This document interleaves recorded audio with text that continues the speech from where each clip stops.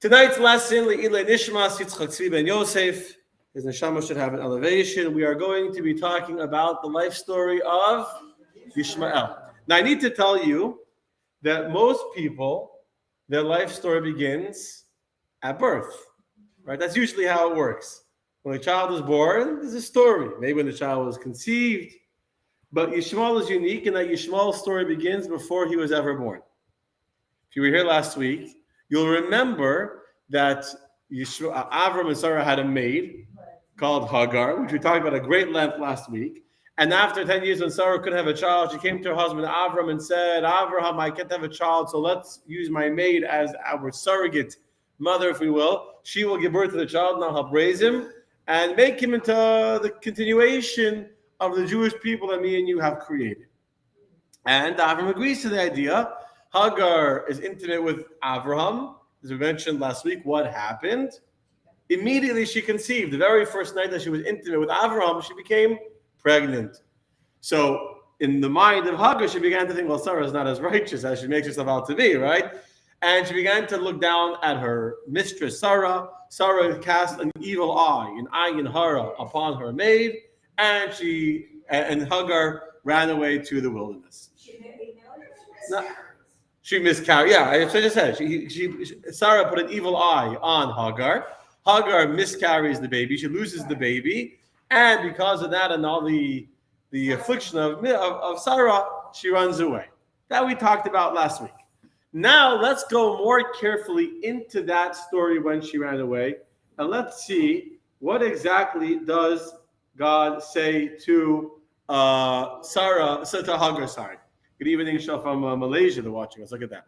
So for those that are here in the classroom in front of me, or if you're watching on our personal page, you're going to see the text. This is the promise of the angel about a child. And there's some interesting things that we're going to read and discuss now. So, Vayomer Lamalach Hashem, the angel of the Lord said to her, I will greatly multiply your seed, and it will be so great. The children, the descendants of your child, which is going to be Yishmael, will be so many that they will not be counted because of their abundance. A blessing very similar to the blessing given to, good evening, the Jewish people. Well, that's also the Jewish people are also told they won't be counted, etc. He is from Abraham. Yishmael is a child of Abraham. Can't take that away from him.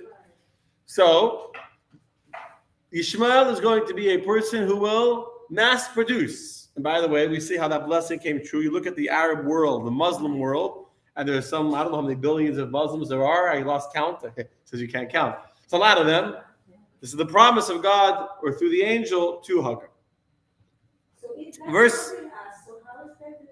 Verse 11, and the angel of the Lord said to her, behold, you will conceive and bear a son, and you shall name him Yishmael. Shama Hashem Elonech. This is a beautiful verse. The word Yishmael means Shama Kel. The Lord has heard your affliction. Let's just read the next verse and then we'll explain it more. This child, he will be a wild donkey of a man. His hand will be upon all. Imagine I could be like blessing. You have a baby. His hand, he'll be a wild donkey of a man. In Hebrew, a pera Adam, an unrestricted man. He'll be like a wild cat, a wild animal. Not even a kid, an animal. His hand will be upon all, and everyone's hand upon him, meaning he's in a fight with everyone and everyone will fight with him. And before all his brothers he will dwell, which again means he will be like interfering in everyone's business. He'll be everywhere, conquering land, etc. So let's first talk about the positive, then we'll get to the para Adam part. The name Yishmael is actually a beautiful name. The name Yishmael is actually a beautiful name. What is Yishmael? Shama Kel. God has heard you. He's heard your cry. He's heard your suffering. He understands your affliction. That's, if you ask me, that's pretty beautiful, right? Would you agree? And in fact, although we know that normally we do not give our children names of wicked people, I just came from a bris an hour ago, 2 hours ago. I'll start before sunset. And the child was given the name after my Chana's grandfather, Sri Abba. We name people after righteous people, after people we love, we respect, that we want to memorialize. We don't want to memorialize a wicked person, right? Chana's cousin, Rabbi Gerari in Boca. So went to the bris. So the point is, Shem Rishayim Yirkav, the name of the wicked Shura. We don't name no one names our kid Haman, right? But yet, in the Talmud, you find some great rabbis who are called Yishmael. Every morning before we pray, what's the paragraph we read right before the Kaddish? Bruce's Kaddish, Robert? Rabbi Yishmael, the 13 attributes we read every morning in the name of Rabbi Yishmael. One of the most famous holy high priests was a high priest by the name of Rabbi Yishmael. So we see holy Jews that were called Yishmael because this is a name given directly by God. It's a name that has a tremendous meaning, which basically is saying no matter what will happen to him, no matter what kind of affliction or suffering he will face, Shamakel, God will hear. And that in itself is a very beautiful message and a very beautiful lesson. You may be a wicked person. You may think that you're a sinner. You may think that your tsaris and your sorrows and your problems are too big. Instead of telling God how big your problems are, tell your problems how big God is, and Shamakel, God will hear. God will hear. Yes, God will hear. However, despite the blessing that God will hear, at the same time, the angel is prophesizing, or the next angel is prophesizing, that this child is going to be a Pera Adam. Pera Adam means a wild ass, a donkey of a man. That's what he's the wild donkey of a man. That's the translation. To be a donkey of a man. What do you mean a donkey of a man? He's going to be a human being who will have no boundaries, like an animal. Animals have no boundaries. They have no limitation. They have no shame. Animals will walk on anything. They'll trample anything. They'll use the restroom wherever they are, whenever they don't have embarrassment. There's no boundaries or propriety by an animal. And so Yishmael is being prophesied. He will be a Pera Adam. He'll be a human who will have no boundaries. He'll be wild, unbridled, uncontained. His hand will be upon everyone's belongings. He'll be stealing, he'll be robbing, he'll be dwelling in everyone else's lands, and therefore everyone will fight with him because he'll have no boundaries, no limitations. Okay. Let's keep that in the back of our minds, shall we? Well, let's go on to the story. It's an interesting story, actually, more interesting than you might think. Some people think, hey, Yishmael, I've heard of that guy before. He's not so interesting. There's actually some very interesting things in the life of Yishmael. I want to give you a fresh perspective that is what I'm going to say is not a revolutionary idea, but we don't pay attention to it. Hagar goes back home. She has a baby. And who raises this baby? Abraham and Sarah. And for the next 13 years of Yishmael's life, until from 86, Abraham was 86 when Yishmael was born, until Abraham is 99 when God comes to Abraham and says you should circumcise yourself and your family, for 13 years, the people raising and educating and nurturing Yishmael is not only Jews, but Abraham and Sarah. Sarah takes tremendous ownership in the education of this child. Now, there's some friction between her and the child. We'll get to that. But they take responsibility. And you have to remember that at this point in the story, we know the whole story. But if you were Abraham or Sarah living during those 13 years, from the age of 86 till 99, you have no idea that another child is going to be born. Abraham thought at that point in his life that the promise of God, that you will have a child, the brisbane have some, the covenant of the partridge, walk between the animals, and God said you have a child who will inherit the land. He believed that that child was going to be Yishmael. So he was raising Yishmael to be his heir. Not only financially, but morally, spiritually, the one that would continue the leadership of the Jewish nation that he had created. And then Hagar told him that too. What she had heard, he would think, yes, that's what I know. Correct. So, absolutely. So Yishmael is being raised in all of the formative years of his life as a successor, spiritually, morally, ethically, of Abraham and Sarah. Now, it's not a revolutionary idea, but we don't think about that. We think of Hagar and Yishmael like Hagar's son. That's like an outcast. For 13, 14 years, he's not. At the age of 13, God appears to Avram and says, Avram, I want you to circumcise yourself and your whole family. And Avram has a bris at the age of 99. And Yishmael, our hero of tonight's story, has a bris at the age of 13. And in fact, until today, in the Arab world, the custom is to have a bris at the age of 13, because that's how old Yishmael was. And that's how they enter manhood.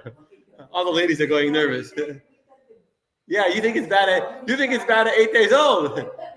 It's part of the whole culture. It's part of the going into manhood is to be able to, deal with, take the pain of the circumcision. But that's their entering into. See, Jews are lucky. Jewish boys, they become a mitzvah, throw some candies at them, right? They get a lot of presents and checks.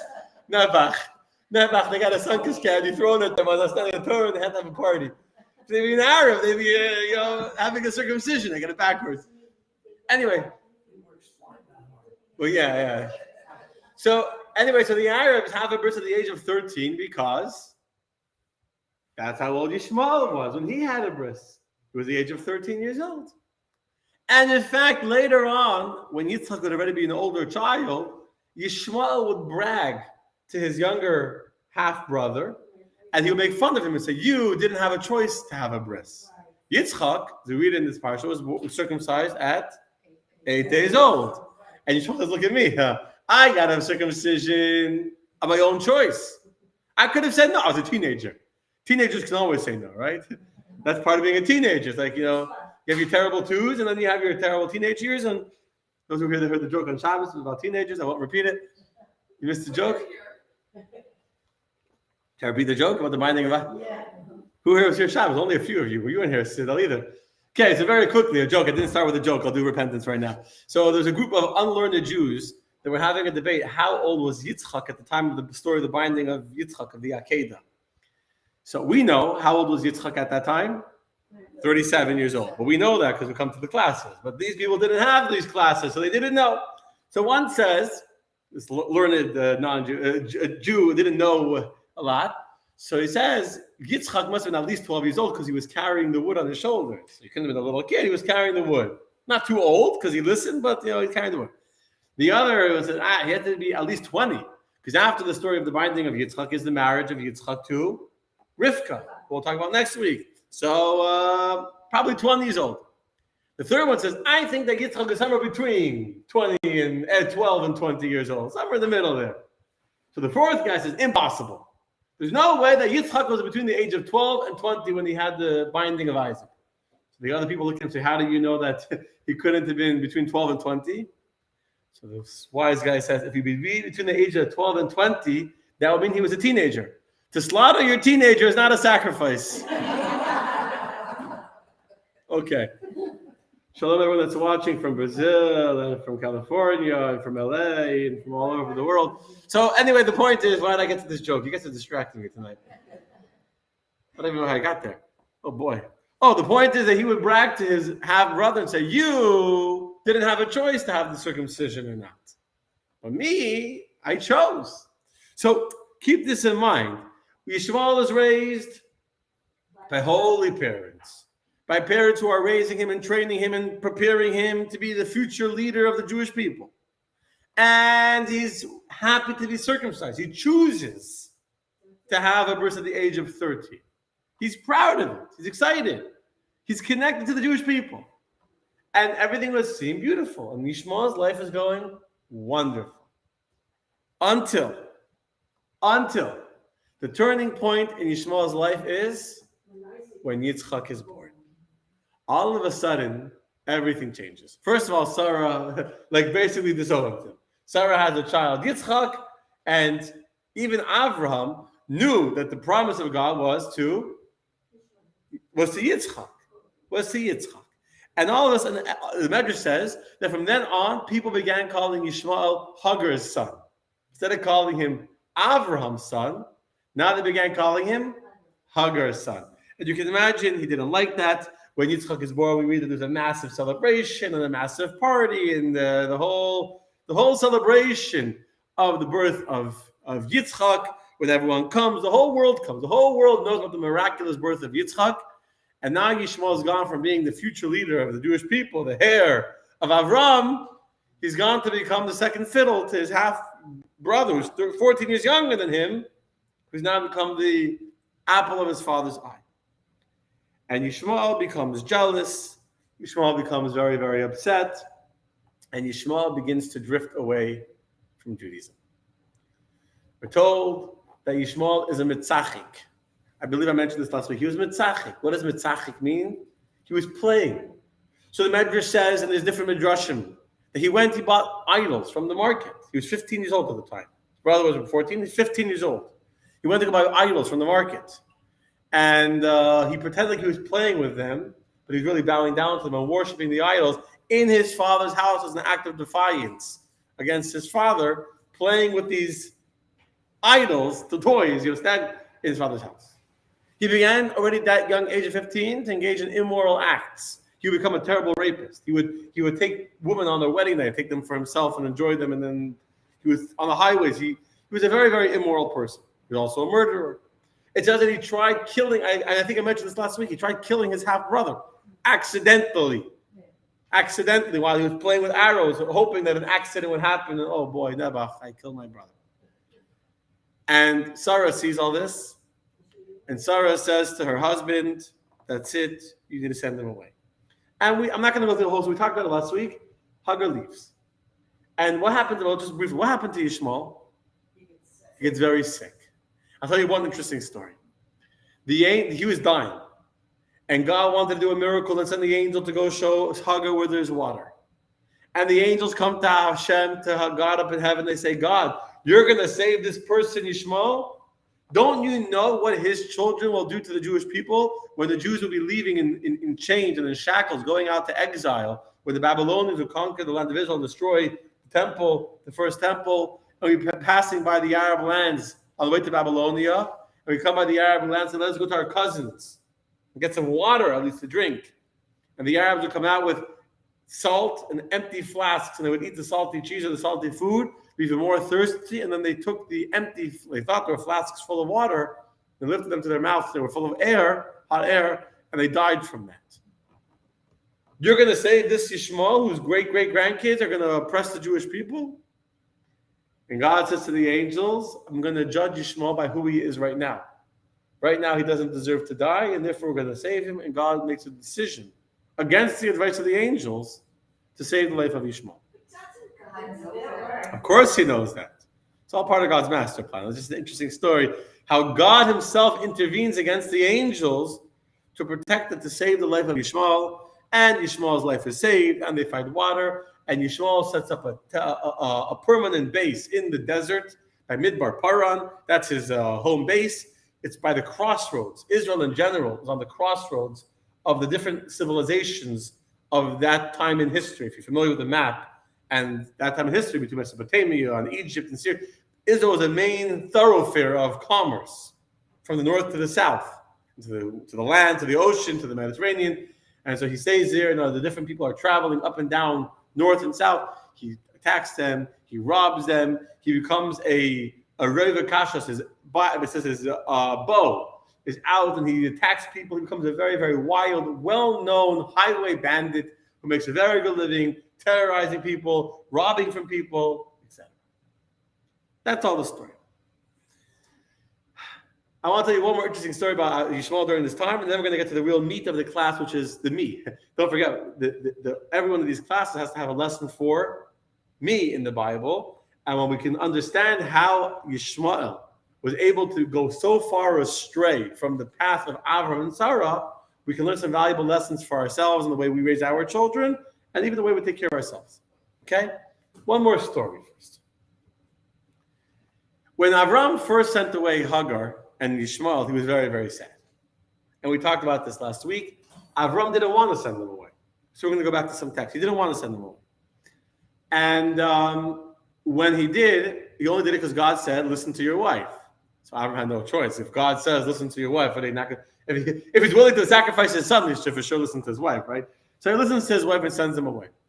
A few years go by, and the Medrash says there's a very interesting Medrash that Avram missed his son. So Avram decided to go and visit his son. I read different versions. Once he didn't get off the donkey, even he went to the wilderness where he knew his son's tent was, and he came during the day. And Yishmael had a wife at the time. Her name was Ephah. He married many, many women, by the way. He married them, divorced them. He had multiple wives. He had a whole harem going on. But his main wife at the time was a woman called Ephah. And Avram comes to the house, And he asks Eifa, where's Yishmael? She said, out in the field hunting, doing his business. He's on the highway. So Avram says to this woman, she has no idea who he is. She doesn't know that it's her father-in-law. So he says, I'm very tired from the journey. Can I have some water, some food, some bread? And she says, I have nothing to give you. She sends him away empty-handed. So Avram says to his daughter-in-law, doesn't know who he is, when your husband comes back home, tell him that an old man came to visit and that he says that the threshold of your door is broken. It's not good. The threshold of the door is not good. Okay, fine. So she doesn't realize anything. He comes home, Yishmael. He said, by the way, when you were gone today, this old man from Israel came to visit. I don't know if it's from Israel. Old man came to visit. Yishmael already understood who was the old man. And she asked, what did he say? So she told him. He didn't know he had wanted food. I didn't give him. And he said that the threshold of the door is not good. Of the tent is not good. So Yishmael understood his father was saying that your wife, who is the threshold, the entrance to your home, is your wife. She wouldn't give a person food. She's no good. He got the message, Yishmael, and he divorced her. He married another woman. Her name was Fatima. Very nice Arab name. Fatima. You'll see she's a much nicer woman. And 3 years later, again, Avram goes to visit his son. Again, he comes during the day, and again, Yishmael is not home. He's working. So now he comes to Fatima. He says, I'm very tired from the journey. Could I eat something? She says, sure, sit down. She gives him dates and bread. Not only she gives him bread, she gives him like dates, like in figs, like a delicacy. He ate, and he got up, and he prayed in the house. Yishmael wasn't home. He prayed in the house, and the whole house filled up with good things. That's what it says. And he said, when your husband comes home, tell him that old man came to visit, and that the house, the threshold is beautiful. And when Yishmael came home and he saw the good things, and she said that the old man came and he prayed in the home, the Medrash says, at that moment, Yishmael knew that his father still loved him. He knew his father still loved him. Let's it's not for good.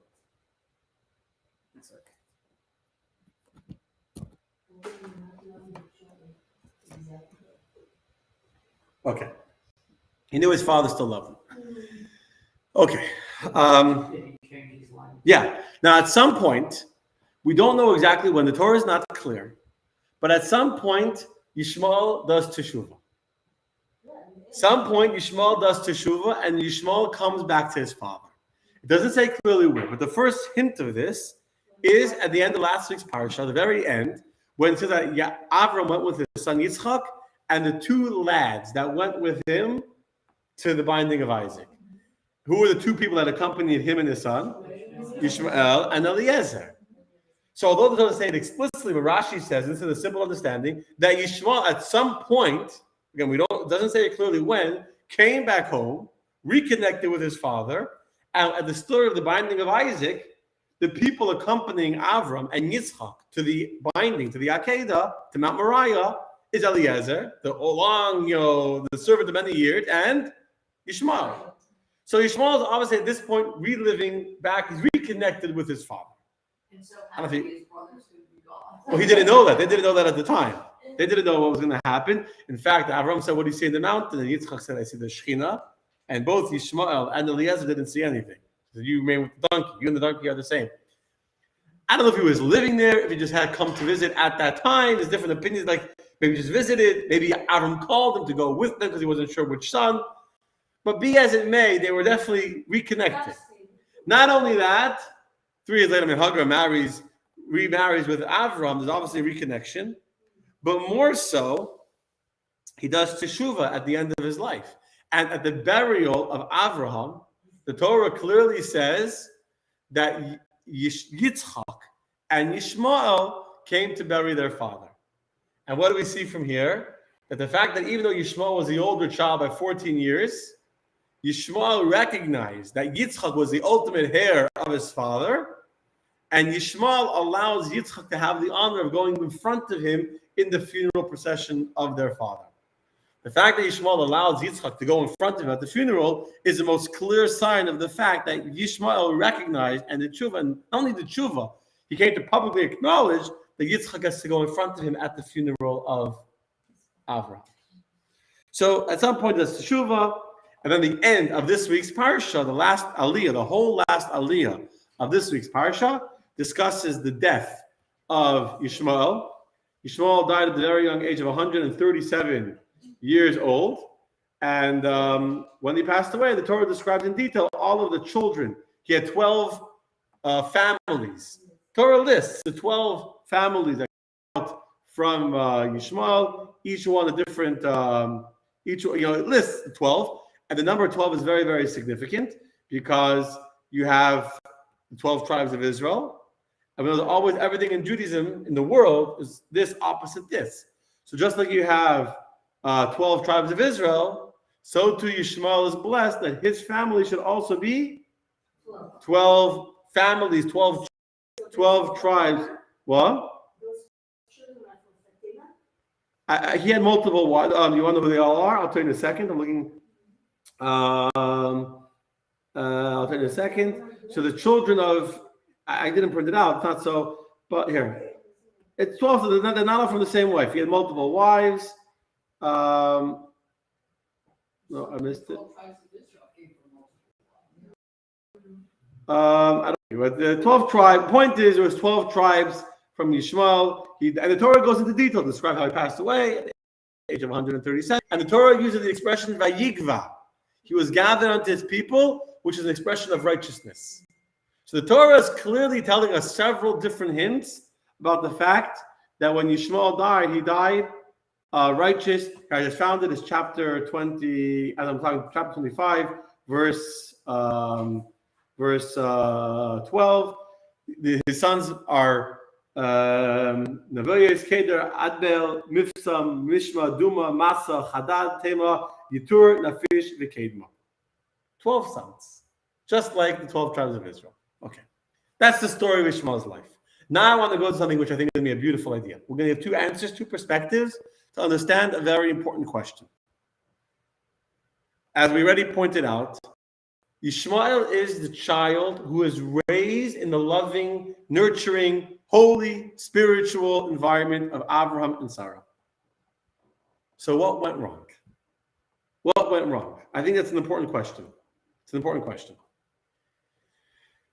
I want to preface something else. Abraham, this is going to be a shock to some of you, personally had a greater affinity and a greater sense of connection to Yishmael than he does to Yitzchak. You see it in a few places. First of all, let's look at our text again. What exactly, when God first comes to Avram, before the bris, he says to Avram, you're 99 years old, I want you to have a circumcision, and after that, you're going to give birth to another child. How does Avram respond to God? Yeah, you would think that Avram would celebrate. Another child at the age of 99 years old. Wow, Mazel Tov, Baruch Hashem. Sarah will have a child. Sarah will be so happy, right? That's what you would think. You'd be happy for Sarah to have a child, to have yet another child at this age. And instead, look in chapter 16, verse number 10. When Avram hears that God is promising him that after a circumcision, he will now have another child, and Abraham fell on his face and he rejoiced. And he said, will a child be born to one who's 100 years old? Sarah was 90 years old, give birth. And then Abraham said to God, I should start here.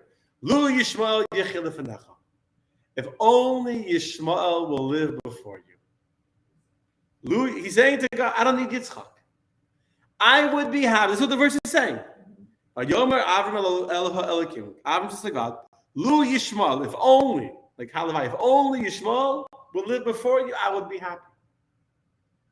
I would be happy without Yitzchak. All I want is that Yishmael should live before you. What does it mean to live before you? Rashi tells us he was praying to God that Yishmael should live a righteous, God-fearing life. He should live with fear of God. Just make Yishmael righteous, and I'll be perfectly happy. Well, was he not righteous then? Well, he was, I guess so. He was already, yes. He didn't suddenly become not righteous. He's already been. He was already. Let's just read the end, and then we'll talk about it. Verse 19, and God said, indeed, your wife Sarah will bear you a son, and you'll name him Isaac, and I will establish my covenant with him as an everlasting covenant for seed after him. Meaning, God is saying to Abraham, I don't care that you want Yishmael. I'm telling you, you're going to have Yitzchak. And then God says, and regarding Yishmael, verse 20, Shemaiticha, I heard you. I know you want to be righteous. I hear you. Behold, I have blessed him, and I will make him fruitful, and I will multiply him exceedingly. He will beget the 12 princes that we already mentioned at the age of before he died. Now I'll make him into a great nation. The point is, what I want you to see in this dialogue between God, Avram and God, is that Avram is perfectly content to not have Yitzchak. He's perfectly happy. He's saying to God, please, my prayer to you is that Yishmael should be good enough in your eyes. He should live before you with righteousness. I don't need another child. And God says to him again, this promise I said to you, I'm not taking it back. You're going to have a child called Yitzchak, and Yitzchak is your future. He was the one that will be called your progeny. Oh, Yishmael, I'll bless him. I'll multiply him. I'll make him very powerful. He'll have 12 sons too. He'll have a great nation. But he's not your future. So why is Avram so deeply connected to Yishmael? More than to Yitzchak. And you see that his whole, even by the binding of Isaac, when God says to Avram, bring your son as an offering, Avram is undecided which son God is referring to. Right? There's a whole dialogue. Take your son. And Avram says to God, I have two sons. The son you love. I love both my sons. Your only son. They're only sons to their mothers. The one called Yitzchak. Meaning in Avram's mind, even now, years after he sent Hagar away and Yishmael away, years after he's seen and heard all of the wicked things that his son has done, Avram knew what was going on. He wasn't delusional. In Avram's mind, maybe Yishmael is going to be the binding of the one that will be an offering to God. Because a parent loves their child, always hopes that. So Marsha is saying that a parent always loves their child. Look at some comments over here. Yes, this is true. This is where the Jewish mother comes in. This is where the Jewish mother comes in. Yes, the Jewish mother. Like, hello, everyone that's watching. The Jewish mother always cares about you. This is the Jewish father. You understand? So, what's going on here? Why is Avram so deeply in love with Yishmael? Root for the other underdog. Okay. It's a third child. First child. Okay, I'm looking at the comments. Anyone commenting? Chabad.org. That's it. Why is Avram more deeply emotionally connected to Yishmael than he is to Yitzchak? He spent 13 years training him, teaching him. So Sadella is saying, he spent 13 years training him, 14 years, nurturing him, more than 14 years, till Hagar gets sent away, is a minimum of a few years after Yitzchak is born. Again, it doesn't say a year. 20 years old, Everything I said is true. The only covenant between God with Abraham, Isaac, and Jacob, and yes, okay. You are correct. By the way, I'll tell you now to the Bible. Abraham represents what? Chesed. We know Kabbalah tells us that the ultimate embodiment of Abraham, of the supernal chesed, the supernal kindness of God, was embodied in the physical kindness of Abraham. Abraham is a perfect embodiment and physical expression of kindness. He's chesed of kedusha. Yishmael is chesed of klipa. What does that mean? You ever heard of klipa? Some of you? Klipa in 13 seconds is the shell, the external forces of impurity and unholiness that exist in the world that suck their sustenance and life from holiness, and in doing so they conceal and block the godliness within the world. Just like the shell of a fruit. It lives off the fruit, it has no independent life force. The shell only gets its life from the fruit itself. And when you look at the fruit, what do you see? The shell, not the fruit. Forces of unholiness that conceal on God. So Ronit is saying that Yishmael was the firstborn and that he had a connection because he raised him, which was things were said here in the class, all true. But in Kabbalah, it explains that Avram is pure chesed of kiddush, of holiness. Yishmael is pure chesed of klipa, of unholiness. And because they both are intertwined, they're both chesed, Avram feels a tremendous kind of connection to his continuation, to the chesed, to the kindness of Yishmael. Just like Yitzchak and Esau. If you know the story, you'll get this point. If not, don't worry about it. Yitzchak, Isaac has two sons, Yaakov and Esau. And who is Yitzchak deeply connected to? Esav. And Yaakov, who does Yitzchak want to bless? Esav. You know, he's a wicked son. Why? Because Yitzchak represents Gevura of holiness, severity, discipline. That's who Yitzchak is, the opposite of Avraham. And Yaakov is not Gevura. But Esav is Gevura of Klippa. So this is in Kabbalah. Esav, the son of Isaac, the troublemaker, the wild murderer, dangerous, red-headed, firebomb, he is unholy severity. So Yitzchak, whose holy severity, is deeply connected to his son, whose whole unholy severity. And Yitzchak said, I'll bless Esav, I'll transform the unholiness of his severity to holy severity. And Avram thought the same thing. In Kabbalah, it says when Avram says to Hashem, Lu Yishmael Yichye Lefanecha, that verse that we read before. When he prays to God, if only Yishmael will live before you, he's thinking, Yishmael is me. He's a carbon copy of me, just the unholiness. Let him be holy kindness, but then he'll be perfect. So now let's talk English. That was Kabbalah language. Now I'll talk to you in English. What does it mean in English? Chesed, kindness of holiness, and chesed of unholiness. What does that mean in simple language that us human beings can understand?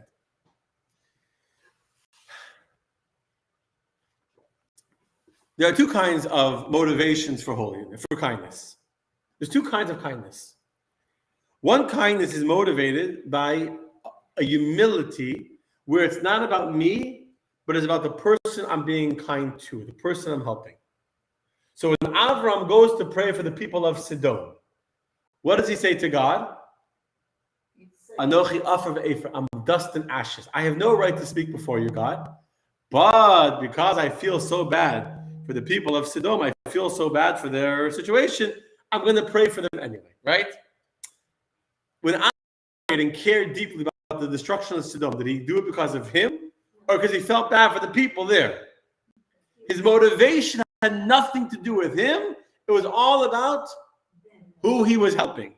That's what it means, humble kindness, where everyone else is greater than me. So their needs supersede my own needs. That's a kindness that's rooted in Kiddusha, holiness. Everyone is more deserving than me. On the other hand, Yishmael's kindness was not motivated by humility. It was motivated by ego, by a sense of self-gratification. There's a kind of kindness that's not about the person I'm helping. It's about that I am the one who's helping. Look at me. Look at what I'm doing. Whether or not you gain anything out of it, who cares? Today, you have a lot of people to some causes that everyone knows that the causes are false. They're straw men. I don't want to say the examples without getting into hot water. So you use your own imagination. But people donate to these causes not because they think that donation will actually have an impact, but it looks good on their company profile on their website. They can say we donated to whatever cause is currently in vogue, currently in fashion. So the kindness is not because of who I'm helping; it's because of how it makes me look, how it makes me feel, how it boosts my own sense of ego, my own sense of self, and therefore. Yishmael's kindness, he was kind, but in the way that made him feel superior to the people he was helping. Yishmael inherited his father's kindness, but he inherited his father's kindness in a way of selfishness, self-centeredness, not in the way of humility. I love the story. I tell the story all the time of a guy comes home one day and his face is scratched. He has a blue eye. His shirt is torn. His wife gives one look at him and says, "What happened to you?" He said, "I was trying to do a mitzvah. I was trying to help this old lady cross the street." She said, "That's a beautiful mitzvah. Help an old lady cross the street. That's so kind, so beautiful. But how did your shirt get torn? How did you get a blue eye?" She says, "The lady didn't want to cross the street. I want to do a kindness. I want to help you cross the street." You don't want to cross. Boy Scout does as well. Okay. Helps an old lady cross the street, and then she hits him because she didn't want to cross the street. Okay, there you go. So the point is, just because I want to be kind, if you're not trying to cross the street, that's not kindness. It's selfishness, expressed like kindness. So Avram is a chesed of humility, to use English words. Avram is a man, a humble person who puts others above himself, who cares to help others, and therefore his kindness is beautiful. However, Yishmael is a kindness of self-gratification, self-fulfillment, self-ego. That's unholy kindness. But that's why Avram and Yishmael were connected, and that's why Yishmael was not able to continue the Jewish people. Because although he copied his father, with the right reasons, he did it for selfish reasons.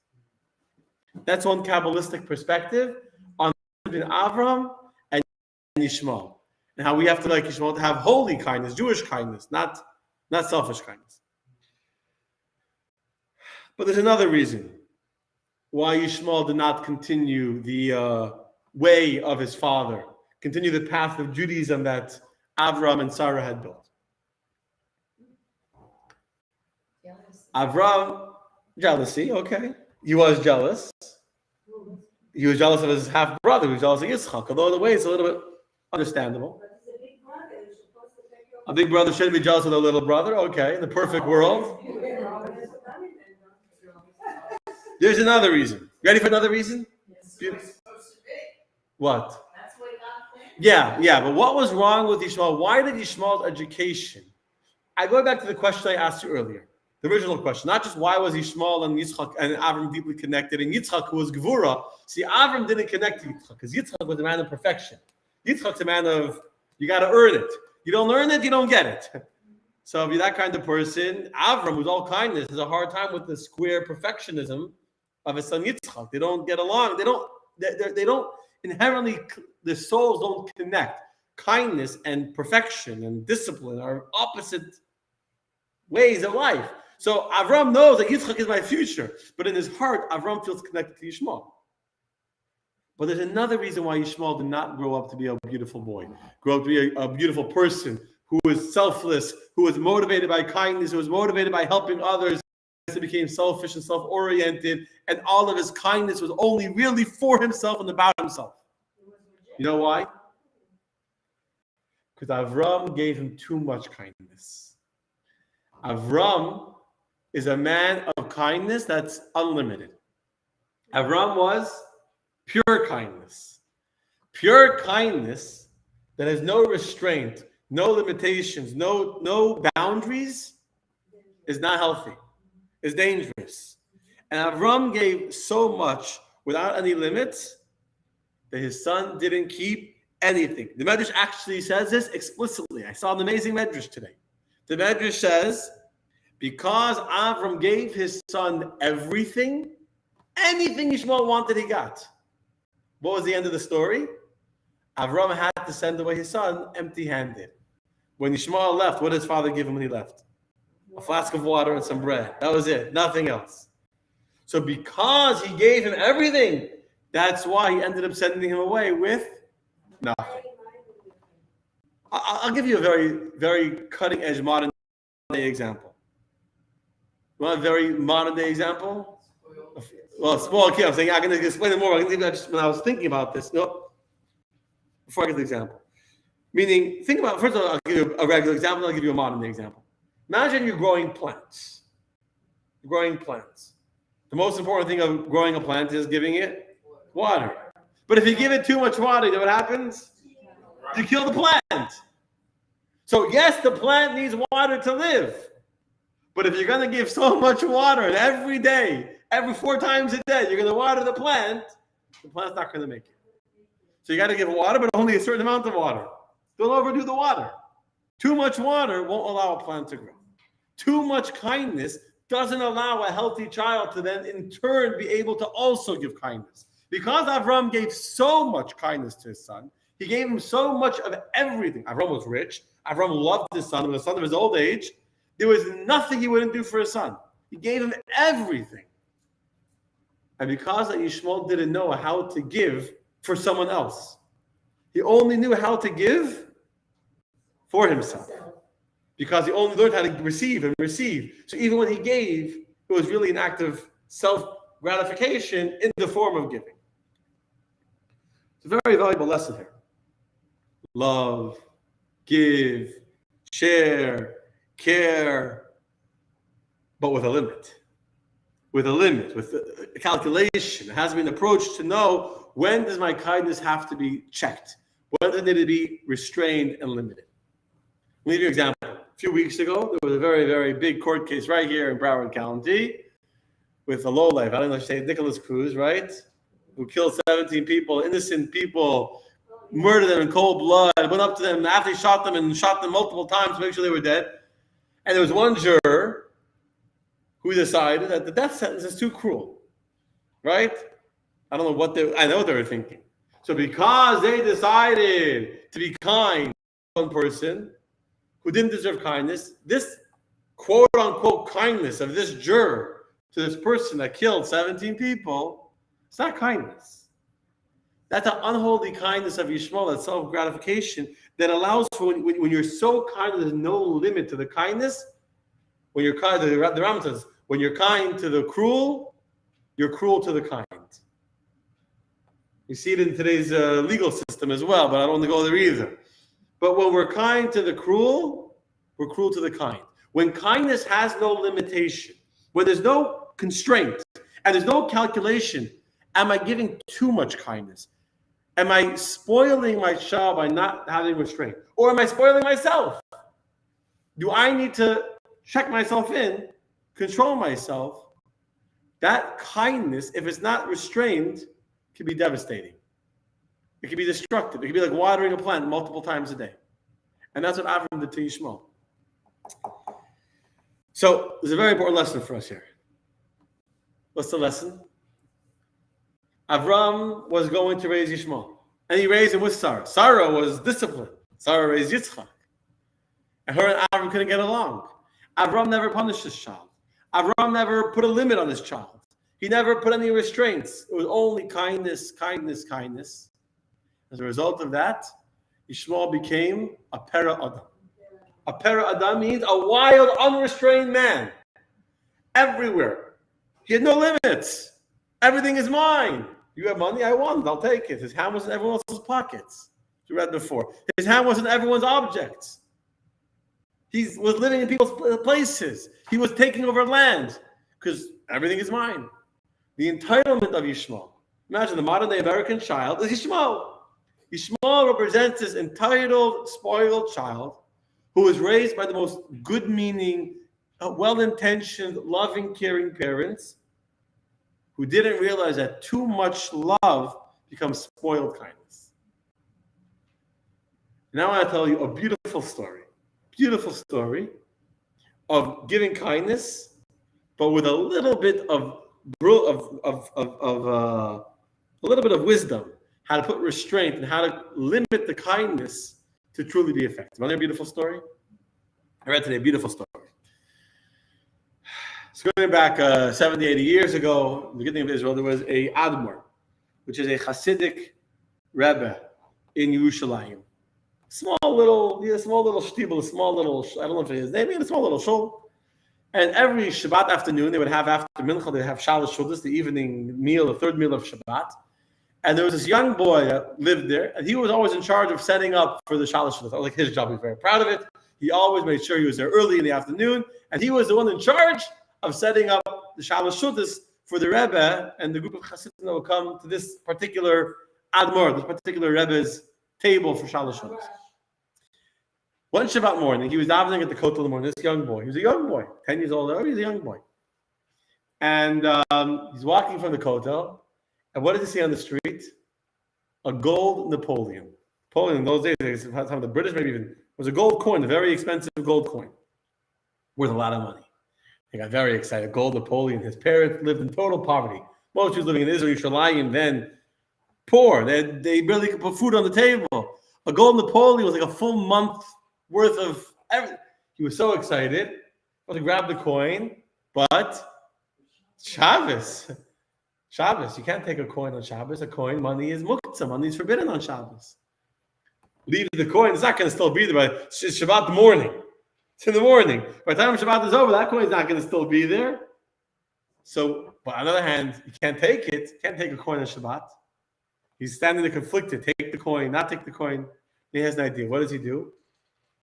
He puts his foot on top of the coin and stands there. He's standing there with his foot on top of it. He's standing there. Anyway, he's standing right in the middle of the street. People are coming and going. He's standing in the middle of the street. Some Arab walks by him, sees this kid standing there twiddling his thumbs in the middle of the busy street. Looked a little weird. And the guy walked back like 20 minutes later. He said, the boy is still standing there. Says, Jewish kid, what are you doing standing in the street? Nothing. I'm just resting. Says, you're resting in the middle of the street. Go have a seat. Go sit down over there. Go sit down. No, I like standing resting. It's a unique form of Jewish resting. We just stand in the same place. The Arab walked somewhere else. He came back an hour later. He said, boy is excited. But that got very, very curious. He says, why are you standing in the middle of the street? First, he didn't want to tell him. He started pestering him. What are you doing here? So he told him, I'll tell you the truth. There's a coin under my foot. I'm guarding the coin. So I won't tell us the end of Shabbat. I'm waiting here. I'm going to take the coin. And so the Arab, what do you think the Arab doing? He got the coin under his foot.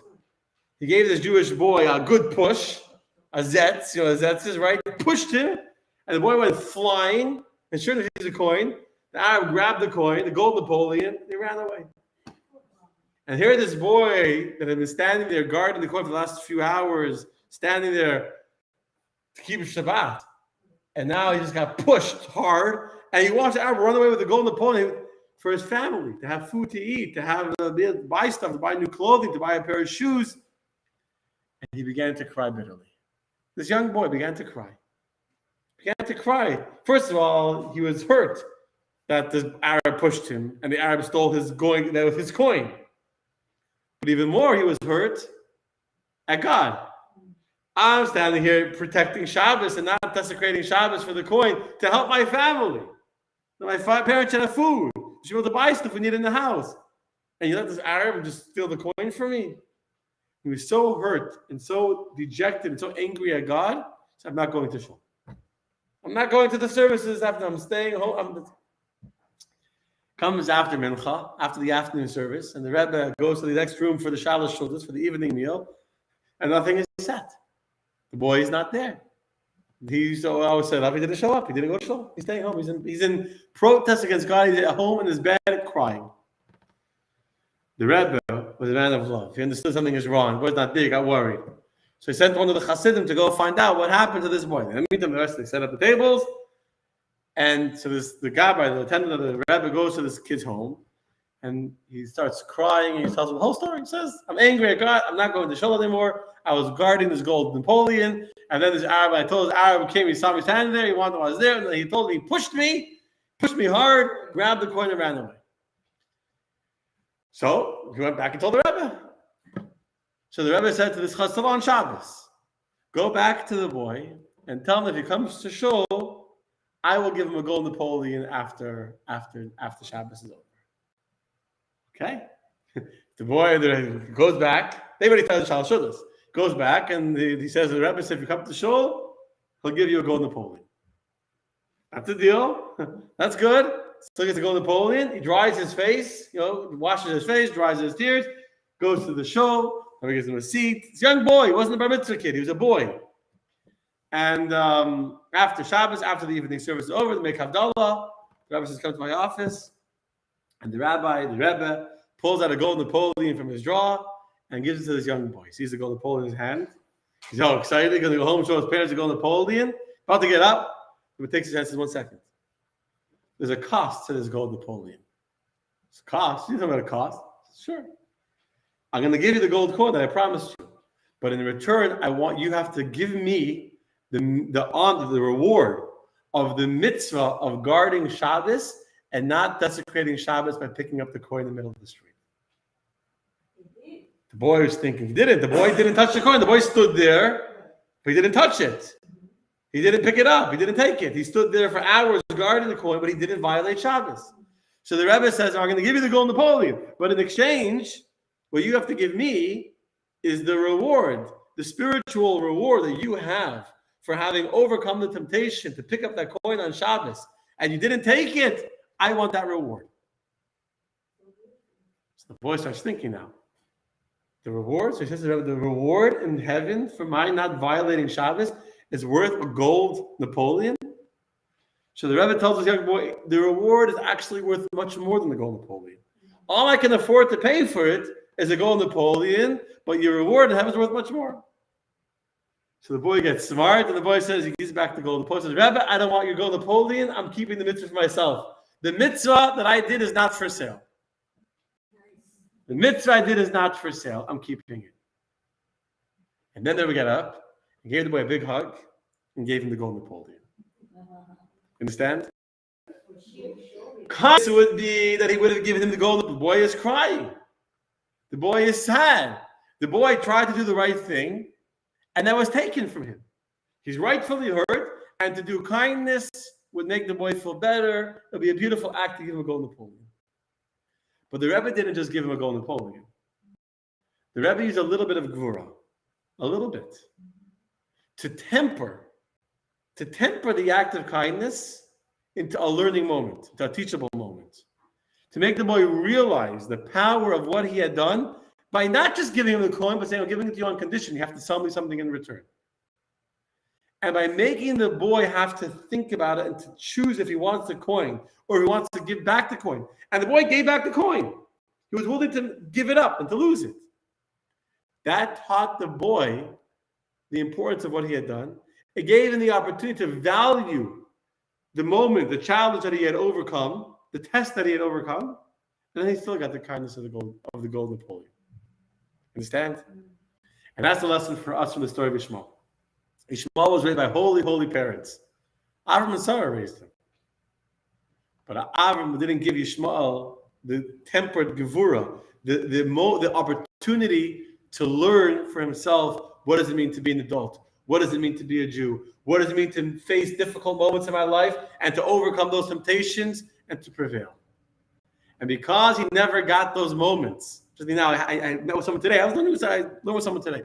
He told me that he read his kid is in sports, plays on a professional, like on a sports leagues team. That kids that are professional sports teams do very well as adults. Why? As leaders, as businessmen, etc. Not because of the teamwork and the leadership, because they lose games. And when you lose a game, you learn you have to rethink your strategy. When you lose, the best motivation is to lose a game. And because kids that play on sports teams lose games, that builds them into better adults, into better leaders, better team managers. We have to learn for ourselves not to always look for kindness, not to always look for candy, not to always look for sweetness, to lean into our challenges, to lean into the difficult moments of our lives. At the moments when our child is behaving, it's easy to be nice. But at the moments when they're giving us a hard time, when there's a moment to teach them something, and to lean into that, and to allow our desire to be kind to stop us from doing kindness for the person we're caring about. Holy kindness is to be kind to others, not just to massage our own guilt by expressing our need for kindness in a way that's not most beneficial for the one that's receiving our kindness. That's the lesson for us from the story of Yishmael. Okay, my friends? Very good. Okay, thank you.